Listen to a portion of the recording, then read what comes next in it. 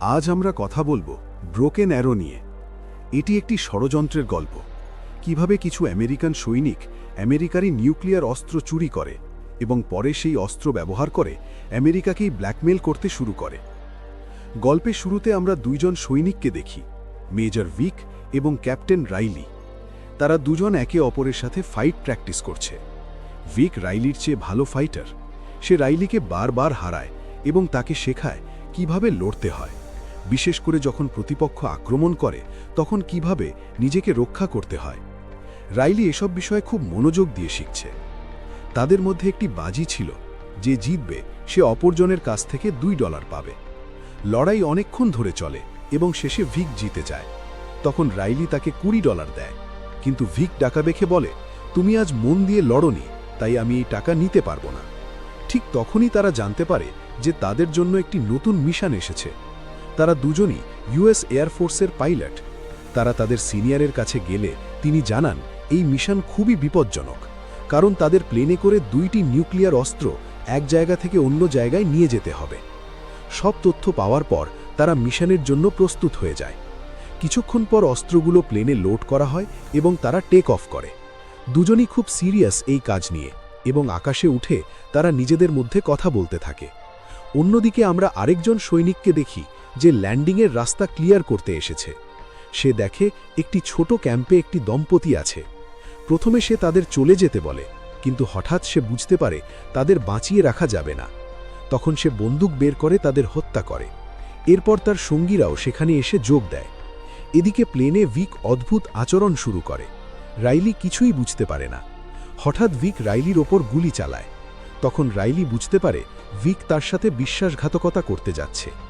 নিজের বাঁচার জন্য রাইলিও লড়াই শুরু করে।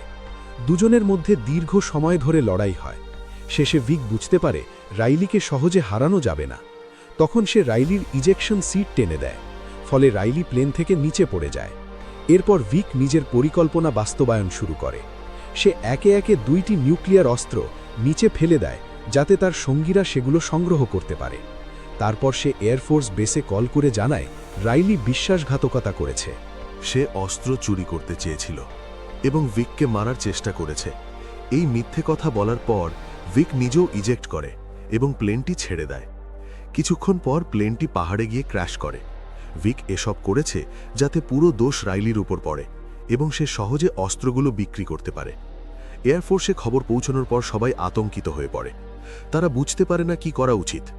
দ্রুত একটি মিটিং ডাকা হয়। সবচেয়ে বড় প্রশ্ন হয়ে দাঁড়ায়, এই ঘটনা কিভাবে গোপন রাখা যাবে। তারা সিদ্ধান্ত নেয় মিডিয়াকে শুধু জানানো হবে যে প্লেনটি ক্র্যাশ করেছে।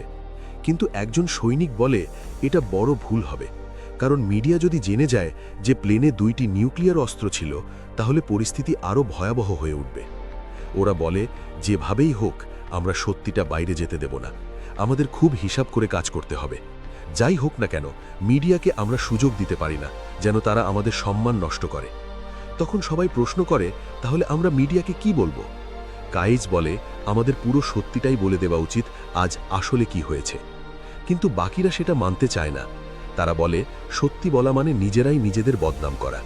তার চেয়ে আগে আমাদের ক্র্যাশ সাইটে পৌঁছতে হবে, যাতে 2টা নিউক্লিয়ার অস্ত্র আমাদের নিয়ন্ত্রণে আসে। কোনো সময় নষ্ট না করে তারা সেই জায়গায় ফোর্স পাঠায় যেখানে প্লেনটি ক্র্যাশ করেছে। সেখানে গিয়ে সৈনিকরা পুরো প্লেন খুঁজে দেখে, কিন্তু কোথাও নিউক্লিয়ার অস্ত্র খুঁজে পায় না। এটা দেখে তারা সঙ্গে সঙ্গে কর্নেলকে রিপোর্ট করে। কর্নেল এসব শুনে হতবাক হয়ে যায়। সে বুঝতেই পারে না কি করবে। সে শেষে সবাইকে বলে যত দ্রুত সম্ভব সেখান থেকে ফিরে আসতে। এদিকে অন্যদিকে আমরা রাইলিকে দেখি, যে গিয়ে পড়েছে এক দুর্গম এলাকায়। কিছুক্ষণ পর তার জ্ঞান ফিরে আসে। সে ভাবতে থাকে আসলে কি ঘটেছিল, ভিক কেন তাকে বিশ্বাসঘাতকতা করল, ভিকের আসল উদ্দেশ্য কি। এই চিন্তার মাঝেই সেখানে আসে এক মেয়ে, তার নাম টেরি। সে একজন ফরেস্ট রেঞ্জার। রাইলিকে দেখে তার সন্দেহ হয়। সে বন্দুক তাক করে জিজ্ঞেস করে, তুমি কে, এখানে কি করছো? রাইলি হঠাৎ তার উপর আক্রমণ করে। দুজনের মধ্যে কিছুক্ষণ লড়াই হয়। শেষে রাইলি টেরির বন্দুক কেড়ে নিয়ে তার দিকেই তাক করে, কিন্তু তারপরই সে বন্দুকটা আবার টেরির হাতে ফিরিয়ে দিয়ে বলে, আমি কাউকে আঘাত করতে চাই না, আমি শুধু পথ হারিয়ে ফেলেছি, তুমি এখন যেতে পারো। এই কথা বলে রাইলি চলে যেতে শুরু করে। তখন টেরি তাকে থামিয়ে বলে, যদি তুমি পথ হারিয়ে থাকো আমি সাহায্য করতে পারি, আমার গাড়িতে রেডিও আছে, বলো, কাকে যোগাযোগ করতে চাও? অন্যদিকে কর্নেল তার লোকদের দিয়ে নিউক্লিয়ার অস্ত্র খুঁজতে থাকে। ওই অস্ত্র দুটিতে ট্র্যাকার লাগানো ছিল, তাই তারা ট্র্যাক করতে শুরু করে। কিছুক্ষণ পর তারা জেনে যায় অস্ত্রগুলো কোথায় আছে। সৈনিকদের একটি দল সেখানে পৌঁছায় অস্ত্র আনতে, কিন্তু তারা অস্ত্র তুলতে যাওয়ার আগেই কেলি নামে একজন ব্যক্তি তার সঙ্গীদের মেরে ফেলে। তখন বোঝা যায় কেলিও ভিকের সঙ্গে মিলিত হয়েছে। ওরা সবাইকে মেরে ফেলে এবং অস্ত্র সংগ্রহ করতে থাকে। ধীরে ধীরে ভিকের সব সঙ্গী সেখানে জড়ো হয়। সেখানে একজন আছে প্রিচেট, যে এই পুরো অপারেশনের ফাইন্যান্সার এবং অস্ত্র বিক্রির দায়িত্বে। ঠিক তখনই ভিক সেখানে আসে এবং তার সঙ্গীদের সঙ্গে দেখা করে। তারা জিজ্ঞেস করে রাইলি কোথায়। ভিক বলে আমি তাকে মেরে ফেলেছি। কিন্তু কিছুক্ষণ পর কেলি জানায় রেডিওতে অন্য খবর এসেছে। টেরি নামে এক ফরেস্ট রেঞ্জার রাইলিকে জীবিত অবস্থায় দেখেছে। এটা শুনে সবাই অবাক হয়ে যায়। সঙ্গে সঙ্গে তারা লোক পাঠায় রাইলিকে হত্যা করার জন্যে। এদিকে রাইলি আর টেরি ধীরে ধীরে সামনে এগোতে থাকে। অন্যদিকে কেলি হেডকোয়ার্টারে কল করে বলে আমাদের ওপর আক্রমণ হয়েছে, আমার সব সঙ্গী মারা গেছে, আমিও আহত, এখন কি করব বুঝতে পারছি না। কমান্ডার বলে তুমি যেখানে আছো সেখানেই থাকো, আমি সাহায্য পাঠাচ্ছি। এই কথা শুনে প্রিচেট ভিককে বলে তুমি এটা কি করলে? যদি সৈনিকরা এখানে আসে আমরা ধরা পড়ে যাব। ভিক শান্তভাবে বলে কেউ ধরা পড়বে না, আমি যেমন বলছি ঠিক তেমনই করো। তারা আসার আগেই আমরা সব নিয়ে এখান থেকে চলে যাব, কেউ কিছু টেরও পাবে না। এদিকে আমরা টেরি আর রাইলিকে দেখি। টেরি বারবার রেডিও দিয়ে যোগাযোগ করার চেষ্টা করছে এবং নিজের লোকেশন জানাচ্ছে। রাইলি এসব শুনে সন্দেহ করে, সে বুঝতে পারে কিছু একটা ঠিক নেই। সঙ্গে সঙ্গে সে টেরিকে গাড়ি থেকে বের করে আনে এবং তারা দৌড়তে শুরু করে। তারা গাড়ি থেকে নামার সাথে সাথেই গাড়িটা বিস্ফোরিত হয়। তখন তারা একটি হেলিকপ্টার দেখতে পায়, যেখান থেকে তাদের উপর নির্বিচারে গুলি চালানো হচ্ছে। রাইলি আর টেরি দৌড়তে থাকে গুলি এড়িয়ে। শেষে তারা পাহাড়ের আড়ালে লুকিয়ে পড়ে। টেরি কিছুই বুঝতে পারছে না কি হচ্ছে। রাইলি তাকে বলে আমি যা বলি ঠিক তাই করো, তুমি পাহাড়ে উঠে যাও, পাইলট তোমাকে দেখলে মনোযোগ সরে যাবে, আমি তাকে মারব। পাইলট ওপরে উঠতে থাকে এবং পাইলট তাকে দেখে ফেলে। ঠিক তখনই রাইলি সুযোগ নিয়ে পাইলটকে গুলি করে মেরে ফেলে। অন্যদিকে প্রিচেট বুঝতে পারে সবকিছু গণ্ডগোল হয়ে যাচ্ছে, কিন্তু ভিক এখনও আত্মবিশ্বাসী। সে বলে সবকিছু তাদের নিয়ন্ত্রণেই আছে। এদিকে গাইলসও পুরো ঘটনার কথা জানতে পারে। সব শুনে তার সন্দেহ হয়, ঘটনাটা যেমন দেখা যাচ্ছে আসলে তেমন নয়। আবার রাইলি আর টেরির দিকে ফিরে আসি। টেরি খুব চিন্তিত হয়ে রাইলিকে বলে এখনই আমাকে পুরো সত্যিটা বলো। তখন রাইলি সব খুলে বলে আমি একজন এয়ারফোর্স পাইলট, আমার সঙ্গী ভিক, আমরা 2টা নিউক্লিয়ার অস্ত্র নিয়ে যাচ্ছিলাম, কিন্তু সে বিশ্বাসঘাতকতা করেছে, আমাকে মারার চেষ্টা করেছে এবং অস্ত্র নিয়ে পালিয়ে গেছে। এখন তারা জানে আমি বেঁচে আছি, তাই আমাকে মারতে চাইছে। ঠিক তখনই তারা সামনে 2টা গাড়ি দেখতে পায়। রাইলি বুঝে যায় ওগুলোই সেই লোক যারা অস্ত্র নিতে যাচ্ছে। টেরিকে বলে এটাই আমাদের সুযোগ, যদি আমরা তাদের থামাতে না পারি আমি কখনোই নিজের নির্দোষ প্রমাণ করতে পারবো না। ধীরে ধীরে তারা এগিয়ে যায়। হঠাৎ রাইলি গাড়ির ওপর ঝাঁপ দেয়, টেরিও তার সাথে যোগ দেয়।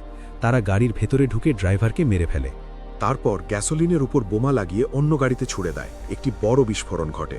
এখন গাড়িটা পুরোপুরি তাদের দখলে। তারা গাড়ি নিয়ে একটি পুরনো পরিত্যক্ত জায়গায় পৌঁছায়। এদিকে ভিক জানতে পারে তার গাড়ি চুরি হয়েছে, আর সেই গাড়িতেই আছে 2টা নিউক্লিয়ার অস্ত্র। ভিক এখন চিন্তিত, সে জানে রাইলি কি করতে পারে। রাইলি অস্ত্র দুটো বের করে ভেতরে নিয়ে গিয়ে নিষ্ক্রিয় করার চেষ্টা করে। সে ইচ্ছা করে ভুল কোড দেয় যাতে বোমাগুলো ডিসআর্ম হয়ে যায়, কিন্তু তার আগেই ভিক দূর থেকে সিস্টেম লক করে দেয় যাতে কেউ বোমা নিষ্ক্রিয় করতে না পারে। এখন বোমাগুলো বিস্ফোরণের জন্য প্রস্তুত। রাইলি বুঝতে পারে এগুলো আর নিষ্ক্রিয় করা যাবে না, তাই সে বোমাগুলো টেনে নিয়ে যায় মাটির নিচে পুরনো খনির ভেতরে, যেন বিস্ফোরণ হলেও ক্ষতি কম হয়। সেখানে গিয়ে সে বোমা দুটো রেখে দেয়। অন্যদিকে গায়েলস কমান্ডারের কাছে গিয়ে বলে যা আমাদের বলা হচ্ছে তা সত্যি না, আমি মনে করি না রাইলি বিশ্বাসঘাতক, আসল বিশ্বাসঘাতক অন্য কেউ। কমান্ডার তখন বলে হ্যাঁ সে ভিক, আমার মনে হয় 2টা অস্ত্রই এখন ভিকের হাতে। এরপর তারা ভিককে খুঁজতে শুরু করে। এদিকে ভিক সেই পরিত্যক্ত জায়গায় পৌঁছে যায়। ভেতরে ঢুকেই সে চারদিকে গুলি চালাতে থাকে। এখন সে যে কোনোভাবে রাইলিকে মেরে ফেলতে চায়, কারণ রাইলি বেঁচে থাকলে তার পুরো পরিকল্পনা ভেস্তে যেতে পারে। ভিক যখন রাইলিকে মারতে যায় ঠিক তখনই টেরি হঠাৎ আক্রমণ করে। টেরির কথা তারা জানত না, তাই সবাই একটু বিভ্রান্ত হয়ে পড়ে। সেই সুযোগে রাইলি সামনে থেকে এসে ভিকের লোকদের মেরে ফেলে। হঠাৎ আরেকজন লোক গ্রেনেড নিয়ে রাইলির দিকে ছুটে আসে। রাইলি তাকে গুলি করলে তার হাত থেকে গ্রেনেড পড়ে যায়। এটা দেখে রাইলি টেরিকে নিয়ে দৌড়াতে থাকে। ঠিক তখনই একটা বড় বিস্ফোরণ ঘটে, যা টানেলের রাস্তা বন্ধ করে দেয়। এই অবস্থায় ভিক নিউক্লিয়ার বোমা অ্যাক্টিভেট করে, আর মাত্র 6 মিনিটে বিস্ফোরণ হবে। সে তার লোকদের নিয়ে উপরে উঠে যায় এবং আরও গ্রেনেড ছুড়ে দ্বিতীয় পথটাও বন্ধ করে দেয়। এখন মাত্র 3 মিনিট বাকি। রাইলি বুঝতে পারে এভাবে থাকলে তারা বাঁচবে না। তখন টেরি বলে, আরেকটা পথ আছে, পেছনে একটা ছোট নদী আছে, সেখানে পৌঁছাতে পারলে আমরা বাঁচতে পারবো। তারা দৌড়ে নদীর দিকে যায়। অন্যদিকে ভিক তার লোকদের নিয়ে পালাচ্ছে, কিন্তু এখন ডিপার্টমেন্ট ভিকের সত্যিটা জেনে গেছে এবং তাকে ধাওয়া করছে। হেলিকপ্টার দেখে প্রিচেট রেগে যায়, তুমি এটা কি করলে? তারা জানলো কিভাবে? ভিক ঠান্ডা মাথায় বলে, আমি চাইছিলাম তারা জানুক একটা বোমা বিস্ফোরিত হবে, আরেকটা আমার কাছে আছে। এখন আমি ডিপার্টমেন্টকে ব্ল্যাকমেল করব। তারা যদি আমার শর্ত না মানে, আমি আরেকটা বোমা এমন জায়গায় ফাটাবো যেখানে অনেক নিরীহ মানুষ থাকবে। এটা শুনে প্রিচেট রেগে যায়, আমাদের প্ল্যান এটা ছিল না, আমরা শুধু এগুলো বিক্রি করতাম। ভিক বলে, ওতে আমার হবে না, আমি এত বড় ঝুঁকি নিয়েছি, আমার অনেক টাকা দরকার। এই কথা কাটাকাটির মাঝে ভিক রেগে গিয়ে প্রিচেটকে গুলি করে মেরে ফেলে। এদিকে রাইলি আর টেরি নদীর পথ দিয়ে বের হয়ে আসে। তারা বাইরে আসার সাথে সাথেই ভয়ঙ্কর বিস্ফোরণ ঘটে, এত বড় বিস্ফোরণ যে একটি হেলিকপ্টারও তার মধ্যে ধ্বংস হয়ে যায়। ভিক এটা দেখে খুশি হয়, সে ভাবে সব ঠিকঠাক চলছে। ডিপার্টমেন্ট এখন জানে যে একটি নিউক্লিয়ার বোমা বিস্ফোরিত হয়েছে, কিন্তু তারা সিদ্ধান্ত নেয় সত্যিটা গোপন রাখবে। তারা সবাইকে জানাবে ওখানে একটা বড় ভূমিকম্প হয়েছে, যাতে কেউ সন্দেহ না করে। অন্যদিকে রাইলি আর টেরি এগিয়ে যেতে যেতে নদীর পাশে ভিকদের দেখতে পায়। তারা বুঝে যায় ভিক দ্বিতীয় বোমাটা নিয়ে পালাচ্ছে, সম্ভবত নদীর পথ দিয়ে বাইরে পাঠানোর জন্য। তারা লুকিয়ে থেকে নজর রাখতে থাকে। ধীরে ধীরে ভিকের লোকেরা বোমা নিয়ে এগোতে থাকে। ঠিক তখন টেরি চুপি চুপি গিয়ে ট্রাকের পেছনে ঝুলে পড়ে, যাতে তাদের থামানো যায়। টেরি ট্রাকের পেছনে ঝুলে থাকে যাতে সে বুঝতে পারে তারা বোমাটা কোথায় নিয়ে যাচ্ছে। অন্যদিকে রাইলি তাদের পিছু নিচ্ছিল, কিন্তু তখনই এয়ারফোর্স তাকে ধরে ফেলে, কারণ পুরো ডিপার্টমেন্টে খবর ছড়িয়ে গেছে রাইলি নাকি বিশ্বাসঘাতক। তাকে ধরে গাইলসের কাছে নিয়ে যাওয়া হয়। সেখানে গিয়ে রাইলি পুরো সত্যিটা বলে, আমি বিশ্বাসঘাতক নই, আসল গদ্দার ভিক। সে সব কিছু খুলে বলে, কিভাবে ভিক বোমা নিয়ে পালিয়েছে এবং কি পরিকল্পনা করছে। সব শুনে কমান্ডার বুঝতে পারে রাইলি সত্য বলছে। কমান্ডার জিজ্ঞেস করে, দ্বিতীয় বোমাটা এখন কোথায়? রাইলি অনুমান করতে শুরু করে ভিক কি করবে, কোথায় হামলা করতে পারে। সে বলে ভিক একজন পাগল, যদি তার দাবি না মানা হয় সে এমন জায়গায় হামলা করবে যেখানে অনেক মানুষ আছে। এদিকে টেরি এখন একটি ট্রেনের ভেতরে লুকিয়ে আছে। ভিক তার পরিকল্পনা সাজাচ্ছে, যদি টাকা না পায় তাহলে সে বোমা ফাটাবে। টেরি দেখে যে একজন বিজ্ঞানী নিউক্লিয়ার অস্ত্রটি অপারেট করছে। এটা দেখেই সে তার ওপর আক্রমণ করে। তাদের মধ্যে বেশ কিছুক্ষণ লড়াই হয়, কিন্তু বিজ্ঞানীর সাথে টেরি পেরে ওঠে না। সে টেরিকে মেরে নিচে ফেলে দেয়। ঠিক তখন টেরির চোখে পড়ে পাশে একটি হাতুড়ি। সে সেটি তুলে নিয়ে হঠাৎ বিজ্ঞানীর মাথায় জোরে আঘাত করে, এতে সেখানেই বিজ্ঞানীর মৃত্যু হয়। এরপর টেরি বোমার দিকে এগোতে যায়, কিন্তু কিছু করার আগেই ভিক এসে তার দিকে বন্দুক তাক করে। সে বলে, এখন তুমি এই বোমাটা ডেটোনেট করবে, আমার কাছে কোড আছে, আমি যেমন বলবো তেমনই করবে। ভিক একে একে কোড দিতে থাকে। সব কোড দেওয়ার পর সে বলে, এন্টার চাপো, কিন্তু টেরি এন্টার না চেপে ক্যান্সেল বাটন চাপ দেয়। এতে ভিক প্রচণ্ড রেগে যায় এবং বলে, মরার জন্য প্রস্তুত হও। সে টেরিকে দরজার কাছে নিয়ে যায়, তাকে গুলি করে বাইরে ফেলে দেওয়ার জন্য। কিন্তু দরজা খুলতেই দেখা যায় রাইলি হেলিকপ্টার নিয়ে সামনে এসে গেছে। সে গুলি চালাতে শুরু করে। ভিকের লোকেরাও পাল্টা গুলি চালায়। সুযোগ বুঝে রাইলি ট্রেনের ওপর লাফ দেয়। এটা দেখে ভিক টেরিকে নিচে ফেলে দেয়, কিন্তু টেরি পড়ে যাওয়ার আগেই রাইলি তাকে ধরে ওপরে তুলে আনে। চারদিকে তখন গুলির লড়াই চলছে। ঠিক সেই সময় ভিকের একজন লোক এসে রাইলির দিকে বন্দুক তাক করে এবং তাকে নিচে বসতে বলে। রাইলি বসতে শুরু করে, কিন্তু সে দেখে টেরির পেছনে একটা বন্দুক আছে। সে দ্রুত সেটা নিয়ে লোকটাকে গুলি করে মেরে ফেলে। এদিকে ভিক গুলি চালিয়ে যাচ্ছে। কিছুক্ষণ পর কমান্ডারের হেলিকপ্টার বিস্ফোরিত হয় আর রাইলি নিচে পড়ে যায়। সে বুঝতে পারে যদি হাত ছেড়ে দেয় তাহলে ট্রেনের চাকায় নিচে পড়ে যাবে, তাই সে ঝুলে থেকে কষ্ট করে সামনে এগোতে থাকে। টেরিও নিচে আটকে থাকে। তারা বুঝতে পারে সহজে উপরে ওঠা সম্ভব না, তাই নিচেই লুকিয়ে থাকে। কিছুক্ষণ পর সুযোগ পেয়ে আবার উপরে উঠে আসে। রাইলি জানে ভিক এখনও বেঁচে আছে। সে টেরিকে বলে, তোমার আর এসবের মধ্যে থাকার দরকার নেই, তুমি এখান থেকে চলে যাও, নিজের জীবন বাঁচাও, আমি ভিকের পেছনে যাচ্ছি। এরপর সে ট্রেনের শেষ বগির দিকে যায়। ওদিকে ভিক তার এক সঙ্গীর সাথে আছে।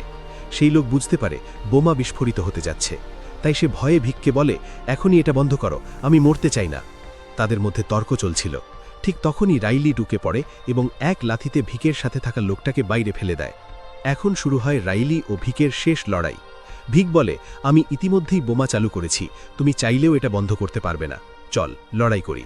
তুমি জিতলে আমি বোমা বন্ধ করব, আর আমি জিতলে তোমার সাথে অনেক মানুষ মরবে। এরপর দুজনের মধ্যে ভয়ঙ্কর মারামারি শুরু হয়। প্রথমে ভিক রাইলিকে খুব মারধর করে, কিন্তু কিছুক্ষণ পর রাইলি উঠে দাঁড়ায় এবং পাল্টা আক্রমণ করে। শেষ পর্যন্ত রাইলি ভিককে পরাজিত করে তার কাছ থেকে রিমোট কেড়ে নিয়ে বোমা নিষ্ক্রিয় করে দেয়। ঠিক ঠিক তখনই সে দেখে দুটি ট্রেন একে অপরের দিকে ধেয়ে আসছে। সুযোগ বুঝে সে নিচে লাফ দেয়। দুটি ট্রেনের সংঘর্ষ হয়। নিউক্লিয়ার বোমাটি ছিটকে গিয়ে ভিকের বুকে আঘাত করে। এরপর একটি ছোট বিস্ফোরণ ঘটে। রাইলি তখন অনেক দূরে থাকায় সে বেঁচে যায়।